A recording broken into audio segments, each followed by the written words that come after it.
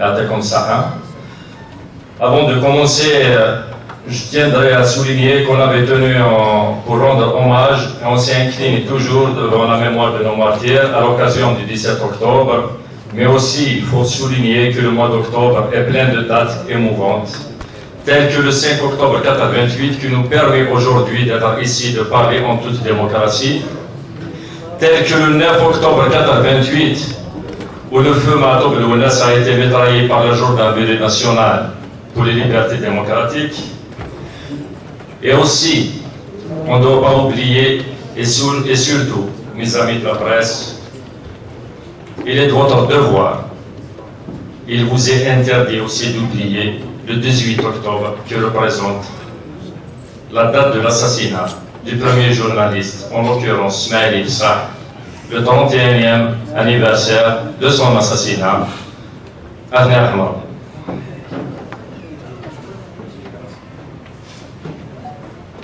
Mesdames et messieurs, je me tiens devant vous aujourd'hui pour parler d'un secteur fondamental pour l'avenir de notre communauté, la jeunesse et l'espoir, ce secteur que joue un rôle central dans le développement de nos jeunes, en les aidant à acquérir des compétences, à se divertir sainement et à tisser des liens sociaux.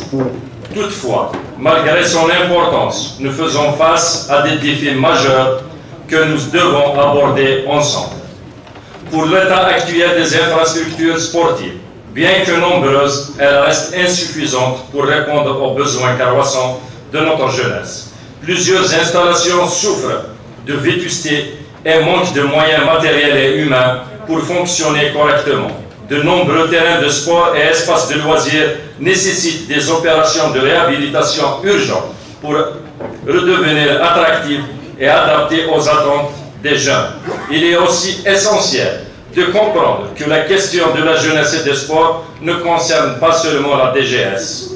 Pour répondre efficacement à ces défis, nous avons besoin d'une collaboration plus étroite avec d'autres secteurs comme la direction de l'urbanisme et la direction des équipements publics. Ces partenaires doivent intégrer dans leur plan d'aménagement urbain des espaces qui encouragent l'activité sportive et loisirs, tels que les skateparks, des terrains de pétanque, de tennis et autres zones de rencontres et d'échanges. Diversifier les offres sportives et de loisirs. Nous vivons à une époque où les intérêts des jeunes évoluent rapidement. Il est donc crucial de diversifier notre offre en introduisant de nouveaux types de sports et loisirs. Nos espaces naturels, comme les forêts, offrent une occasion unique de développer des activités en plein air, telles que les pistes VTT et de quad et l'équitation. Ces activités, bien que nouvelles dans notre région, peuvent attirer un large public, dynamiser notre secteur du tourisme et encourager un mode de vie actif chez les jeunes. Mes propositions pour un secteur plus dynamique et inclusif sont les suivantes. Augmenter les investissements dans la rénovation et la création de nouvelles infrastructures sportives en tenant compte des besoins spécifiques des jeunes. Favoriser les partenariats publics-privés pour le financement et la gestion de certains équipements, permettant ainsi de partager les coûts et garantir un entretien régulier. Impliquer davantage les collectivités locales pour qu'elles prévoient des espaces sportifs dans leurs aménagements urbains et les aménagements urbains. Développer la formation du personnel encadrant pour offrir aux jeunes un accompagnement de qualité et mieux exploiter les infrastructures disponibles. Avant de passer au divers, je voudrais dire que le développement du secteur de la jeunesse et des sports ne peut se faire sans une mobilisation collective. C'est en collaborant avec tous les secteurs concernés que nous pouvons offrir à nos jeunes des infrastructures modernes, diversifiées et accessibles. Ensemble, faisons en sorte que la jeunesse de notre wilaya trouve dans le sport une opportunité de s'épanouir et de grandir. Concernant les divers, je souhaite également aborder plusieurs questions importantes dans différents secteurs, et à commencer par le secteur dont je suis président de la commission de l'investissement. Je commencerai par le secteur de l'industrie. Je voudrais poser la question suivante. Quelle est la situation, ou bien qu'en est-il des investisseurs en production, en activité, qui sont locataires, et je le dis bien, qui sont locataires, chez des pseudo-investisseurs qui ont eu la chance d'être attributaires de l'eau dans des zones d'activité. La deuxième question, quel est le sort réservé pour les 162 unités installées sur le domaine public hydraulique, DPH, tout au long de l'ARN 12? Comme vous le savez bien, ces 162 unités représentent presque 10 000 emplois et une valeur ajoutée très importante pour notre wilaya. Sachant que ces 162 unités avaient des concessions et ils payaient leurs concessions annuellement, mais depuis 2018, ils n'ont pas été reconduites.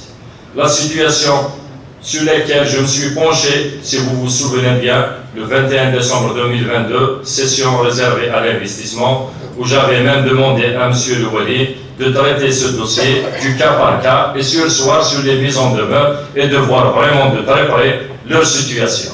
Même que ça ne veut pas dire qu'on est contre, au contraire, on collabore, on est d'une manière très étroite pour préserver le DPH et la nappe phréatique.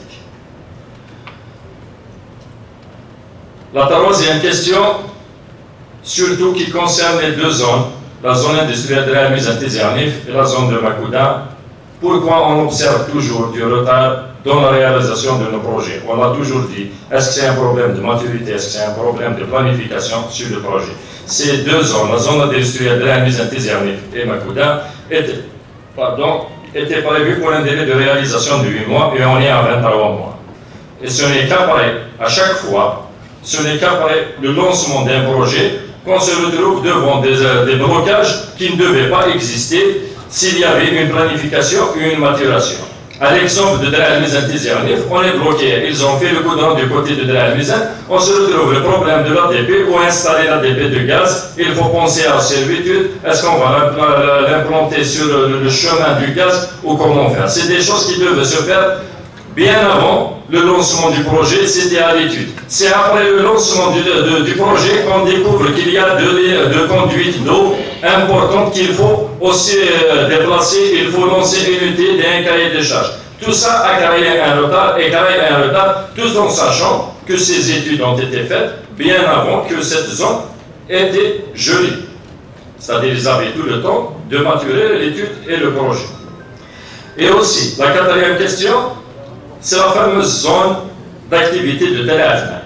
Sachant que la zone d'activité de Tel Athman, pratiquement, c'est la deuxième zone après celle de la zone des dépôts, ce qu'on appelle la zone des dépôts. Tel Athman, qui est d'une superficie de 98 hectares. C'est la plus grande zone d'activité que possède Tizi Ouzou, qui souffre du problème de présécréation. Le problème dans lequel souffre, c'est le chevauchement des lots. Le chevauchement des lots, mais il y a aussi un problème qui est très épineux. On a découvert récemment, parce qu'après des réunions au niveau de la POE, où on avait demandé à la direction d'industrie de faire des réunions à leur niveau, c'est européen, et le travail a commencé à se faire. Ils ont réussi quand même à lever le problème avec des chevauchements de beaucoup de parcelles avec le bureau d'études. Ça ne pose pas de problème. Mais le plus grand problème, c'est qu'il y a des lots à l'intérieur, il y a des parcelles de terrain. À la création de la zone de Tel Athman, il y a eu l'intégration de certains terrains privés, c'est-à-dire ce qui implique une indemnisation de ces terrains à l'intérieur de cette zone. Mais il s'avère que malheureusement, que les terrains qui sont sur la liste des intégrations ne sont pas à l'intérieur de la zone. Ils sont à l'extérieur de la zone, mais ceux qui sont à l'intérieur de la zone, tels que la famille Halal, qui sont devenus le sujet permanent de Tel Athman, comme quoi ils font opposition, ils ne sont pas intégrés. Mais ils sont à l'intérieur du permis de lotir, et la parcelle, qui est à peu près de 9 hectares, elle est lotie, elle est attribuée, même s'il y a même des attributions en cession, et cette famille-là, qui réclame la propriété, avec un livret foncier et un acte de propriété depuis 1988. D'ailleurs, ils ne se sont pas rendus compte dans le temps, sur le Wali, l'APC, ce n'est qu'après le permis de lotir qu'ils ont fait une délibération de proposition d'indemnisation de la famille Halalo, et rien n'a été fait après. Alors c'est un problème qui est très important, il faut trouver une solution, soit le modificatif du permis de lotir, parce qu'il y a des terrains excédentaires, des terrains extra à la zone, en dehors du permis de lotir, qui appartiennent à la PCI. Est-ce qu'on peut compenser la partie de la parcelle de Khalilou, ou bien d'indemniser cette famille pour régler le problème et que les gens qui sont attributaires puissent déposer leur permis de construire. Je termine dans le secteur de l'industrie avec la Sonelgaz qui agresse les zones d'activité. Pas loin qu'hier, on était en sortie sur la zone d'activité d'Aspoun, où l'arrêt vraiment c'est catastrophique. C'est comme si la Sonelgaz a fait la clôture des lots. Ils font l'aménagement, mais quand même, cette Sonelgaz, c'est une entreprise connue et reconnue, ça a des études, ça a des bureaux, ils ont des compétences pour leurs études. Comment pouvez-vous chevaucher ou bien traverser un lot? Vous avez un permis de lotir et on traverse gratuitement un lot tout en le massacrant. Après, la personne attributaire de ce lot et se retrouve donc dans des avis défavorables pour son permis de construire et à ce jour. D'ailleurs, on était obligé de sortir hier en commission pour libérer l'eau pour pouvoir les verser au domaine et que les domaines puissent les verser à l'API pour qu'on les trouve au niveau de la plateforme. Et le problème, c'est la Sonelgaz. Question suivante, c'est pour l'environnement. Sachant que le seul poumon et seule source d'oxygène de la ville de Tizi Ouzou, c'est la forêt d'Akharouza. Malheureusement, on voit sur les réseaux sociaux, j'estime que je ne suis pas le seul qui a vu ça, même que j'ai reçu ces vidéos, qu'il y a des décharges anarchiques, des décharges de produits inertes qui dérangent vraiment la nature et j'espère qu'ils seront pris en charge. Je reviendrai à la Sonelgaz en dernier et aussi je tiens à signaler pour M. Louali, même que je sais et j'étais présent qu'il avait fait des rappels au secteur et aux directions, pourquoi le retard de réponse de certains secteurs dans leurs avis, surtout concernant les avis des permis de construire des investisseurs dans le cadre de la 15-19, qui perturbe sérieusement le fonctionnement du guichet unique. D'ailleurs, je profite de l'occasion et de dire au ministère de l'Habitat, qu'est-ce qu'on a fait, nous, en tant qu'élus, pour nous exclure de ce guichet unique? Étant-nous un blocage pour ce guichet unique?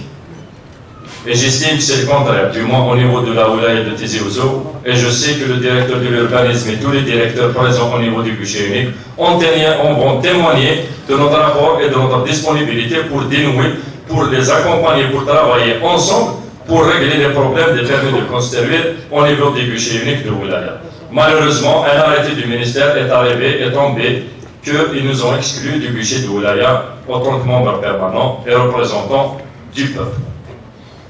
Je tenais vraiment à souligner ça, il est très important aussi. Alors le retard de certaines directions, de certains secteurs dans leur réponse à l'image de l'hydraulique qui perdure depuis tout le temps. C'est vraiment, et ça nous met dans une situation, même que l'Ouali avait demandé et instruit les directeurs, si vous vous souvenez bien, M. Louali, qu'il n'y ait pas d'ajournement, qu'il n'y ait pas de retard, il faut qu'il y ait des décisions. On est obligé de passer par un ajournement quand la réponse du secteur ne revient pas dans les délais, même avec des rappels pour les délais. Je reviens à la Sonelgaz, même que j'ai toujours essayé de maintenir, de me positionner et de rester dans ma mission d'être élu de la Wilaya, mais pour cette fois-ci, je suis dans l'obligation de parler de ce problème qui perdure depuis un bon bout de temps, dont M. Louali est au courant, il a été d'ailleurs sollicité lors de la visite, la sortie du 20 août. La Sonelgaz et la Sonelgaz. Quel est le sort des projets du raccordement des 4 forages prévus pour la commune du Boudérem, qui est infructueuse, s'il vous plaît, pour Jukaroua pour sa 15e ou 20e fois? Je crois que ce n'est pas normal. Un projet qui sort infructueux à plusieurs fois, on demande à maître d'ouvrage de demander, de réévaluer, de revoir notre nouvelle étude et de surestimer. Quand on voit toutes les entreprises surestiment le projet, c'est-à-dire il faut le revoir, on ne peut pas le laisser comme ça au détriment de toute une région, de toute une communauté qui a vraiment besoin de ce raccordement. Pardon, on se redémarre. Enfin, face à toute cette situation, aux défis, aux espoirs de la mission dont la population de Tizi Ouzou nous a investi, il est important de poser la question suivante. Cet état de fait est-il réellement à la hauteur des attentes du président de la République qui a annoncé lors de sa visite à Tizi Ouzou une cagnotte très importante dont une partie conséquente est réservée à l'investissement productif dans les zones industrielles et les zones d'activité. Il est très important de penser à tout ça parce qu'on sera confronté, si demain cette cagnotte va arriver à Tizi Ouzou, il faut vraiment qu'on soit prêt à l'exploiter d'une manière efficace, très efficace, parce que quand je parle surtout essentiellement sur l'investissement. Quand on voit la situation de l'API, je sais que ce n'est pas un problème au niveau de l'API, c'est le problème du foncier à Tizi Ouzou, mais malheureusement l'API, au niveau de la plateforme, elle n'accepte pas les terrains non viabilisés. Actuellement, on a débloqué, il y a encore 26 lots, et on a débloqué 12 lots qui avaient une contrainte aussi. On est sorti sur le terrain avec le directeur de l'industrie et les autres directeurs du secteur pour débloquer 12 lots au niveau de la zone de Bourgogne aussi, dont ils avaient la contrainte de la zone de gaz. 3 autres lots au niveau d'Aspoun, espérant d'autres lots qui vont être libérés pour qu'on ait quand même une plateforme qui va quand même répondre aux attentes de beaucoup d'investisseurs qui attendent. Et à la fin de mon intervention, je vous transmets le cri, Monsieur Louari.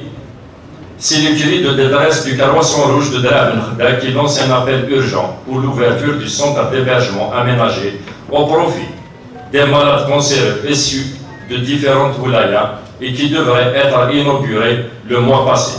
Réalisé avec l'aide des bienfaiteurs. Il est doté de 8 lits et de toutes commodités nécessaires. Le dortoir demeure malheureusement fermé. Nous tenons à vous informer, M. Louari, que la structure en question appartient à l'APC. Elle a été mise à la disposition du Carroisson Rouge de DBK depuis 2017. Elle avait servi durant la Covid-19 et les incendies de 2021. Le Carroisson Rouge de DBK a décidé de réaliser un centre d'hébergement gratuit, et je dis bien gratuit, dédié aux cancéreux, car ils enregistrent une forte demande de malades qui, pour certains d'eux, passent leur nuit dans des véhicules, ce qui est dramatique. Comptant sur votre engagement en faveur de l'action humanitaire, le Carroisson Rouge de Dara Ben Khda espère un dénouement rapide de cette situation. Avant que je termine, je viens de recevoir une doléance sur mon téléphone qui parle du branchement de l'électricité. Quel est le sort du branchement de l'électricité des deux cités Kadem et Chaban? Concernant l'éducation, sur la plateforme, j'ai reçu quelqu'un qui s'est inscrit sur la plateforme dans le cadre de l'enseignement. Il est sorti premier, on ne l'a pas appelé. Alors nous, on ne comprend pas. Le problème de la plateforme, qui demande où ils peuvent inscrire leurs enfants pour le transfert. Il y a des parents, j'ai reçu un parent dont il a reçu l'avis favorable sur la plateforme, mais le directeur de l'établissement ne veut pas accepter ses enfants. Alors je ne sais pas, le directeur de l'éducation, qu'est-ce qu'il peut faire par rapport à ça. Et aussi une délivrance à la direction de l'éducation, ou bien le représentant qui est ici présent, l'établissement scolaire primaire de Yahoua Chakri, de Taleb Toulouse.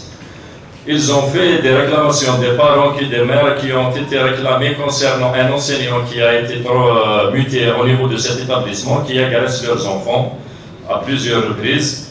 Alors, je vous demande de vous pencher sur cette question. Et je termine comme d'habitude par un petit mot de